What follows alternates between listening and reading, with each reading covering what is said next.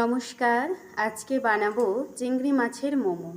অনেক তো chicken momo, veg momo খেয়েছি, এবারে বানাবো চিংড়ি মাছের মোমো। অনেক দিন ধরে ইচ্ছা ছিল, তাই জন্য মাকে বলেছিলাম চিংড়ি মাছ আনতে। চিংড়ি মাছগুলোকে পুরো মিক্সিতে ভালো করে পেস্ট করে নিয়েছি। পেঁয়াজ কুচি, রসুন কুচি, আদা কুচি, লঙ্কা কুচি, একটু গাজর গ্রেট করে দিয়ে, সয়া সস, নুন পরিমাণ মতন দিয়ে ভালো করে মাখিয়ে ম্যারিনেট করে রেখে দিলাম। তারপর ময়দাটা মাখবো। মোমোর যে ডোটা বানানো হবে তার জন্য একটু ময়ান দিয়ে, নুন জল দিয়ে ভালো করে মাখিয়ে নিলাম। তারপর তেল মাখিয়ে কিছুক্ষণের জন্য রেস্টে রেখে দিতে হবে। তারপর সন্ধ্যাবেলা এবারে করতে বসেছি মোমো। প্রথমে আগে ভালো করে বেলে নিয়েছি রুটির মতন, তারপর আমি চৌকা করেই কেটে নিয়েছি সুবিধার জন্য নিজের।